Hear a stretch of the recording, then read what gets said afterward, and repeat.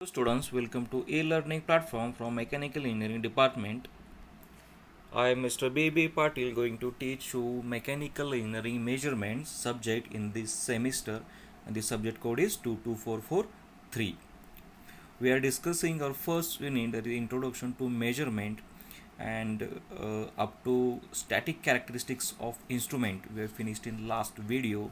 Now we will continue with next point, that is dynamic characteristics of measuring instrument.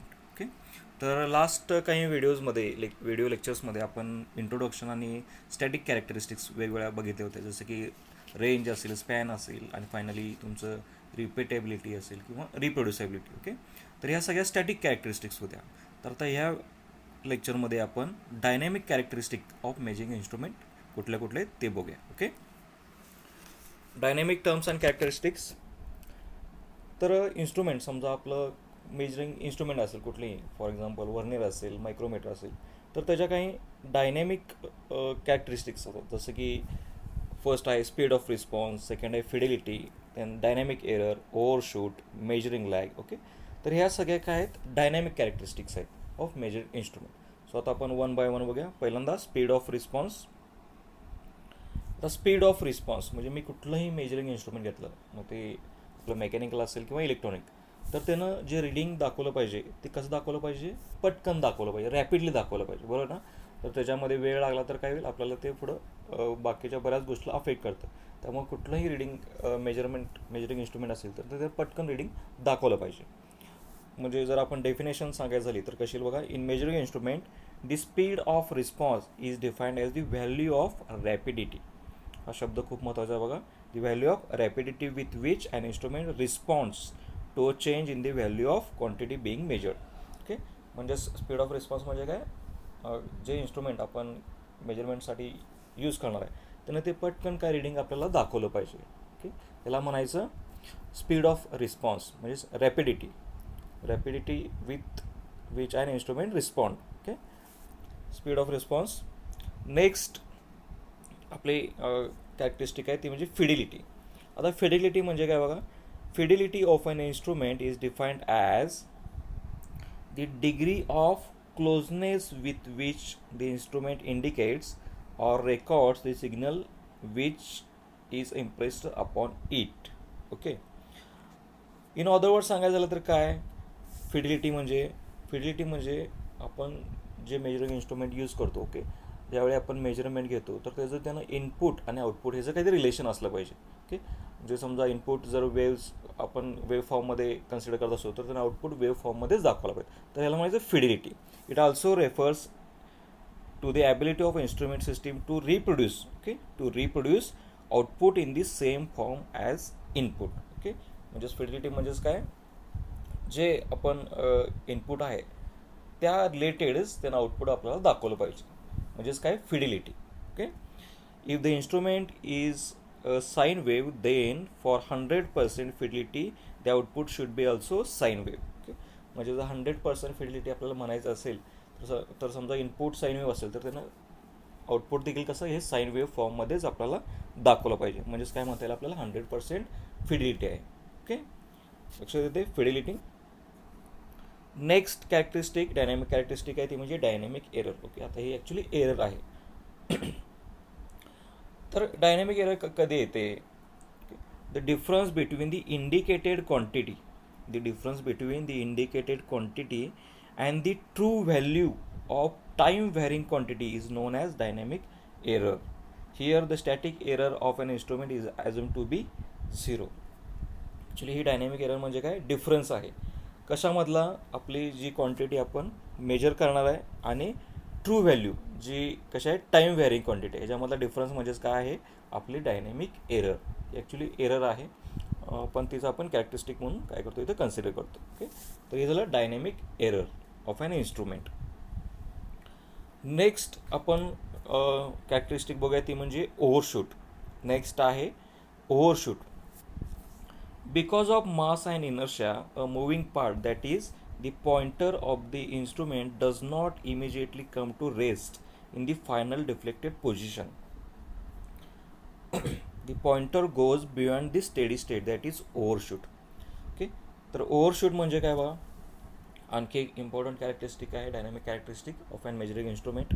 The overshoot is defined as the maximum amount by which the pointer moves beyond the steady state. Okay, म्हणजे जर for example आपल्याला सांगता येईल की जिथं तुमचं boring असतं बघा, म्हणजे जिथं आपण पाण्यासाठी बोरिंग असते बऱ्याच ठिकाणी, कन्स्ट्रक्शनच्या ठिकाणी किंवा आपलं साधी डोमेस्टिक घरगुती यूजसाठी देखील जिथं बोरिंग असते तिथं त्याचं मीटर जे असतात. ओके, त्यावेळी आपण ज्यावेळी बोर ऑन करतो, ओके, तिथं आपल्याला दोन मीटर दिसत आहे. त्याच्यामध्ये जो पॉइंटर असतो ना, ज्यावेळी बोर आपण ऑन करू, ग्रीन बटन आपण प्रेस करू, त्यावेळी तो पॉइंटर असतो ना, तो पटकन एका स्टेडी पोझिशनला थांबत नाही. तो पहिला पुढे जातो, परत मागे येतो आणि परत तो मिडल पोझिशनला कुठेतरी स्टेडी राहतो. म्हणजेच काय झालं, पॉइंटर काय झाला, बियॉन्ड स्टेडी स्टेट तो पुढे मूव्ह होतो आणि नंतर तो हळूहळू रेस्ट पोझिशनला येतो. ओके, म्हणजे हे मॅक्झिमम अमाऊंट जो पॉइंटर मूव्ह झालेला आहे त्याला काय म्हणायचं, ओव्हरशूट. लक्षात येते का? मेजरिंग इन्स्ट्रुमेंटच्या बाबतीत देखील असं होतं की इन्स्ट्रुमेंट ज्यावेळी आपण मेजर करायला चालू करतो ते पटकन काय करतं, स्टेडी पोझिशनला येत नाही, ते थोडंसं पुढं जातं, परत मागे येतं आणि परत एका स्टेडी पोझिशनला काय करतो, पॉइंटर आपला स्टेडी म्हणजे थांबतो तिथं. तर हे मॅक्झिमम अमाऊंट जे आहे, जो पॉइंटर आपला मूव्ह होतो त्याला म्हणायचं ओव्हरशूट. ओके, तिथं ग्राफिकली दाखवलेला. आता ही मेजर अँड क्वांटिटी आहे, आपण क्वांटिटीची मेजर करणार आणि हे टाईम. ज्यावेळी आपण विथ टाईम मेजरिंग चालू करतो त्यावेळी कसं आहे, पॉइंटर पहिल्यांदा बियॉन्ड म्हणजे त्याच्या पुढे जातो आणि त्यानंतर तो परत हळूहळू काय येतो, काय स्टेडी पोझिशनला येतो. पहिल्यांदा पूर्ण पुढं जाईल, परत मागे येईल आणि परत एका पोझिशनला तो काय होईल, थांबेल. तर हे जे काय मॅक्झिमम अमाऊंट आहे ह्याला म्हणायचं ओव्हरशूट. लक्षात येते का? मी जसं बोरवेलचं एक्झाम्पल दिलं की पहिल्यांदा आपण बटन प्रेस केल्यानंतर पॉइंटर तो पुढं जातो, मग परत तो मागवून एका काय होईल, एका स्टेडी पोझिशनला फिक्स राहतो. हे पॉइंटर पुढं जातो ना मॅक्झिमम अमाऊंट, त्याला म्हणायचं ओव्हरशूट. ओके, त्यानंतर मेजरिंग लॅग. तर मेजरिंग लॅग म्हणजेच काय, मेजरिंग इन्स्ट्रुमेंट पटकन आपला रिस्पॉन्ड करत नाही. हे कसं आहे, आपलं स्पीड ऑफ रिस्पॉन्सच्या बरोबर अपोजिट आहे, तिथे थोडंसं वेळ लावतो, त्याला म्हणायचं measuring lag. Measuring lag refers to the retardation or delay. Okay, इथं लक्षात ठेवा, delay in the response of an instrument to change in the input signal. Okay, म्हणजे मेजरिंग इन्स्ट्रुमेंट ज्यावेळी आपण यूज करणार त्यानंतर कसं आहे, स्पीड ऑफ रिस्पॉन्स चांगला असला पाहिजे, पण बऱ्याच वेळेला ते काय होतं, उशीर लावतं आपल्याला रीडिंग द्यायला, तर त्याला म्हणायचं measuring lag. Okay, lag is called by conditions such as capacitance, inertia or resistance. Okay, तर ह्याला म्हणायचं मेजरिंग लॅग. ओके, आता नेक्स्ट एक इम्पॉर्टंट आपण पॉईंट बघूया, तो म्हणजे एरर. आता कुठलंही मेजरिंग इन्स्ट्रुमेंट घेतलं तर ते 100% परफेक्ट नसतं, त्याच्यामध्ये एरर्स येऊ शकतात. ओके, एरर्स येऊ शकतात, मग ते बऱ्याच त्याची कारणं असतात. तर पहिल्यांदा आपण एरर म्हणजे काय बघूया, जी आपल्याला मेजरिंग इन्स्ट्रुमेंटमध्ये दिसून येते. Okay, error is the difference between the true value of the size being measured and the value found by the measurement.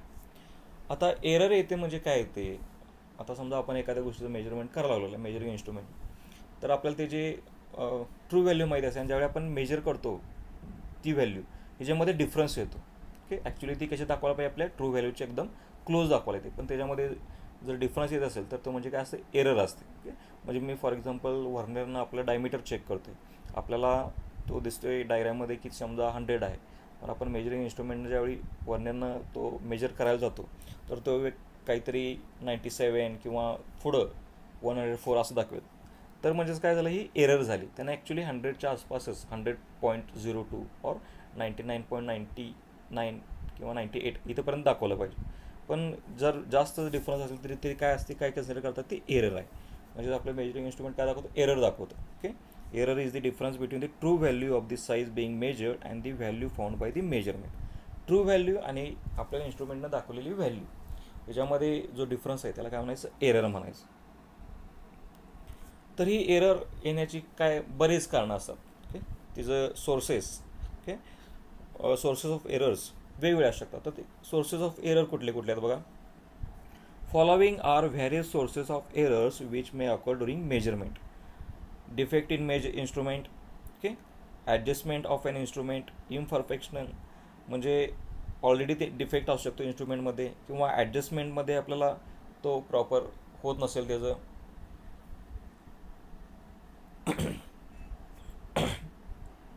Next आहे इम्परफेक्शन इन इन्स्ट्रुमेंट डिझाईन. एखाद्या गोष्टीचं मेजरमेंट करण्यासाठी ते इन्स्ट्रुमेंटच प्रॉपरली डिझाईन केलं नसेल तर एरर येऊ शकते. Method of location of instrument, location किंवा मेथड ही चुकीची असू शकते इन्स्ट्रुमेंटची, त्याच्यामुळे देखील एरर येऊ शकतात. त्यानंतर एन्व्हायरमेंटल इफेक्ट्स, ओके, तो टेम्परेचर कमी जास्त हे देखील तुमच्या रिडिंग्जवरती किंवा इन्स्ट्रुमेंटच्या परफॉर्मन्सवरती इफेक्ट करू शकतं. नेक्स्ट आहे error because of properties of object. बऱ्याच वेळेला जे आपण मेजर करत असतो त्याची प्रॉपर्टीज असतात, म्हणजे समजा ते टेम्परेचरमुळं एक्सपांड होत असेल किंवा ते श्रिंक होत असेल तर ह्या प्रॉपर्टीजमध्ये देखील आपण इन्स्ट्रुमेंट एरर दाखवू शकतं. नेक्स्ट आहे error due to surface finish. Okay, आणखी एक महत्त्वाचा पॉईंट, सरफेस फिनिश जर समजा प्रॉपर नसेल त्याचं तर तरी देखील आपल्याला इन्स्ट्रुमेंट चुकीचं रिडिंग दाखवू शकतं.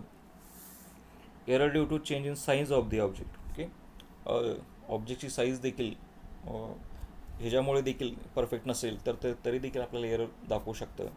ऑब्झर्वेशन एरर, परत आणखी जो ऑपरेटर असतो रिडिंग घेणारा तो प्रॉपर रीड करतो का नाही हे देखील खूप महत्त्वाचं असतं, त्याच्यामध्ये देखील चुका होऊ शकतात आणि ह्याच्यामुळे देखील आपल्याला मेजरिंग इन्स्ट्रुमेंट आपल्याला रिडिंग चुकीचं दाखवू शकतं असं आपण म्हणू शकतो.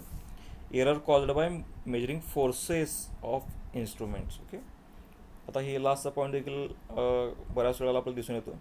समजा एखादा ऑपरेटर रिडिंग घेत असेल तर तो किती फोर्स ॲप्लाय करतो इन्स्ट्रुमेंटवर ह्याच्यावर बरेच डिपेंड असतं की प्रॉपर त्यानं फोर्स ॲप्लाय केला नाही. समजा व्हर्नियरने मी रिडिंग घेतो आहे तर फोर्सफुली जर तो रिडिंग घेत असेल तर तो आपल्याला रिडिंग कमी दाखवणार, किंवा जर त्यानं एकदमच लूज धरलं तर ते थोडंसं जास्त दाखवणार.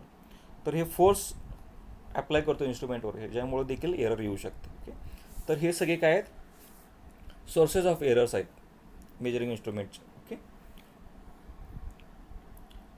तर हे आपण डायनॅमिक कॅरेक्टरिस्टिक्स आणि एरर्सबद्दल थोडं बघितलं. आता नेक्स्ट व्हिडिओ लेक्चरमध्ये आपण ॲक्च्युली क्लासिफिकेशन ऑफ एरर्स बघणार आहोत. Okay, so we will stop here. Thank you.